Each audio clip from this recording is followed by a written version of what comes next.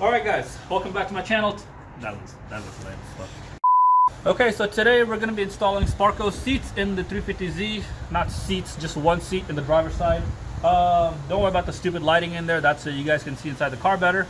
And before we begin anything, I'm going to have to climb up into my attic to actually take the seat down. So let me do that real quick.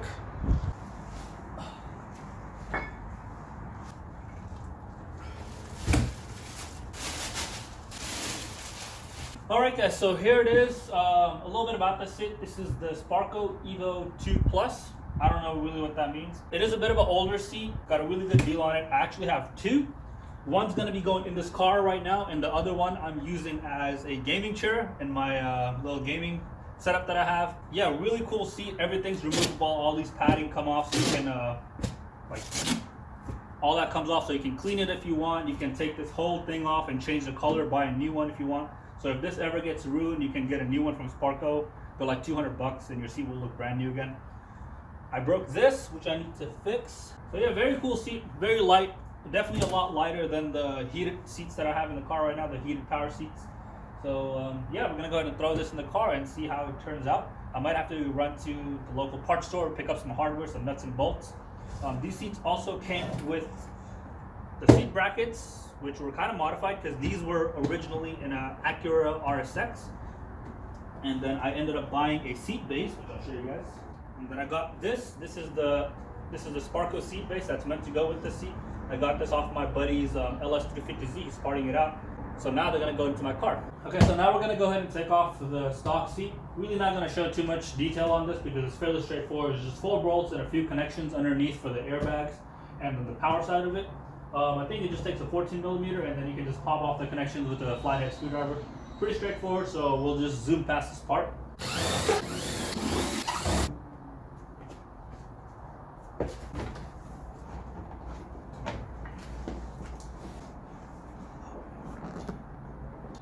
Alright guys, so that's the stock seat out. It's very dirty in here.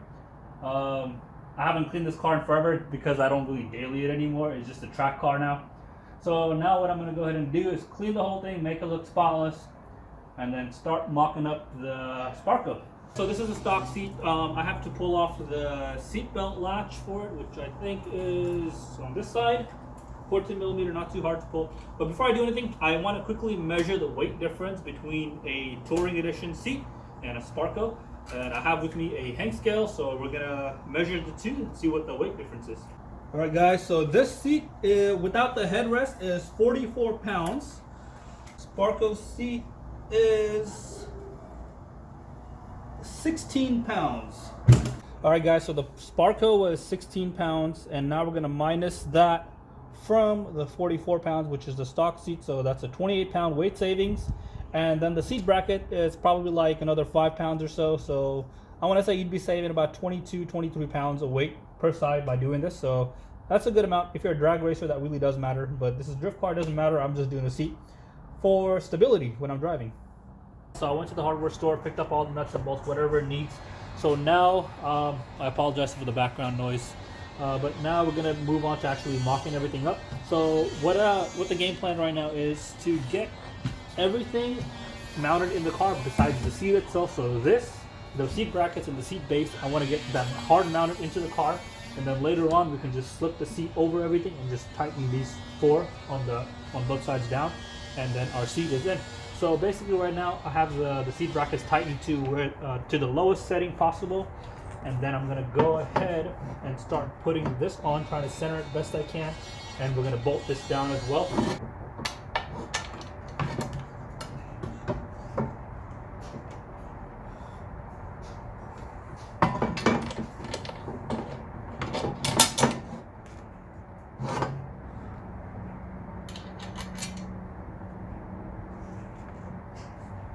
And be sure to use red Loctite on everything that you do, because this is a safety thing.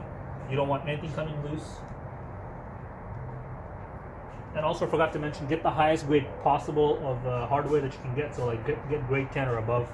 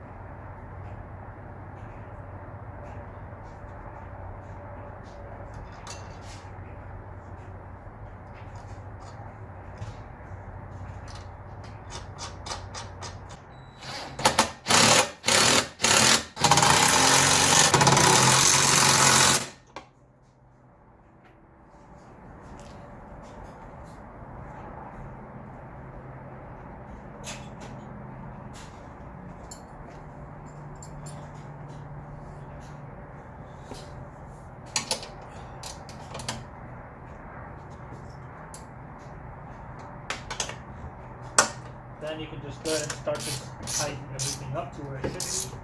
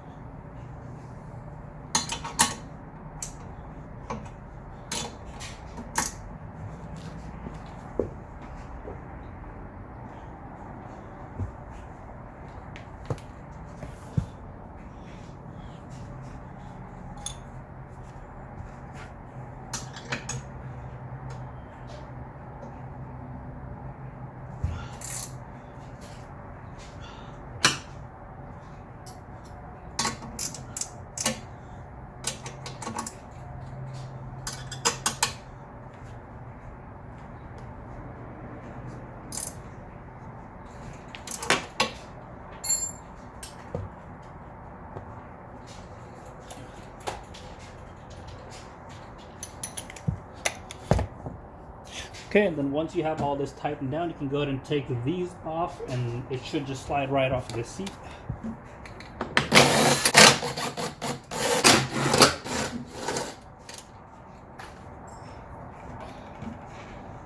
Might be just a little snug, but that's alright. Alright guys, so now this is our assembly that we're going to be putting into the car, and then we're going to slip the seat right over it afterwards. Okay, so there is a seat bracket all bolted up sitting in there. I got the seatbelt wire connected, so that is all good to go. Now we are just gonna be dropping the seat down in there and then bolting it up, which hopefully isn't too hard because sometimes they make contact with the roof. So we'll see what happens.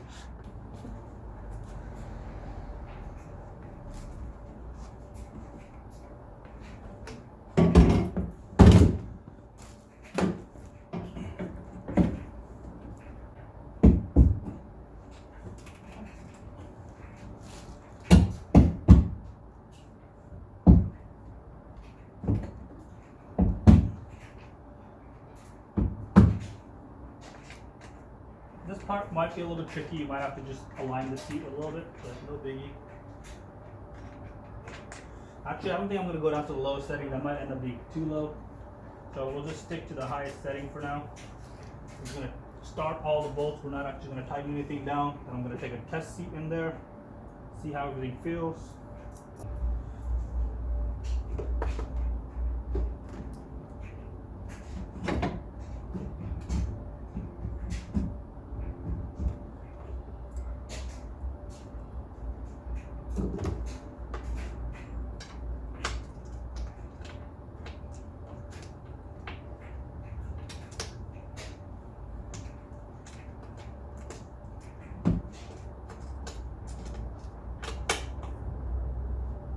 Alright guys, so I finally have the seat lined up. It was kind of a pain to get it lined up, but we got it done. It took me a while. So now I'm just going to go ahead and take a test seat in there.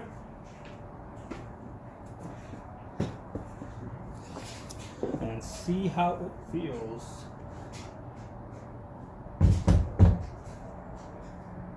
First time getting in it. Okay. That is actually a lot better than I expected it to feel. I think I'm gonna want to lean it back just a little bit. Actually, no, that might not work because my knee needs to be straight perfectly. Okay,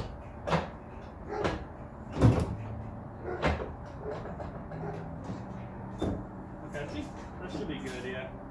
That works pretty good. So before, my leaning position would be super far back, and I liked it that way because that kind of like bolstered me into the stock seat and kept me from moving around. But I don't really have to worry about that with this seat. So I think I'm just going to leave it here for now and then try it. It does look pretty centered with where I'm sitting. Actually a little bit, just a little bit off. It seems like I need to go towards the passenger side a bit more. But just a little bit off. I don't know what I can do about that. But I'm just going to drive it around like this for a little bit, see how it feels. Because there really isn't much room to go that way more. And yeah. Still grab my, well, my e-brake is going to be up here now, so I'm not going to be grabbing this anymore. I'm going to be doing a hydro install after this.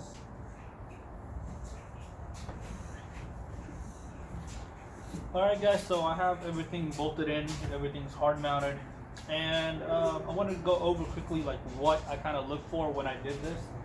Basically the mounting or the position that I want the seat in is to, when I clutch in, more importantly, or this is like one of the more important ones, when you clutch in, that your legs or your knee still has a bend in it, like it's kind of like bent a little bit like that. It's not perfectly straight to where you're not reaching.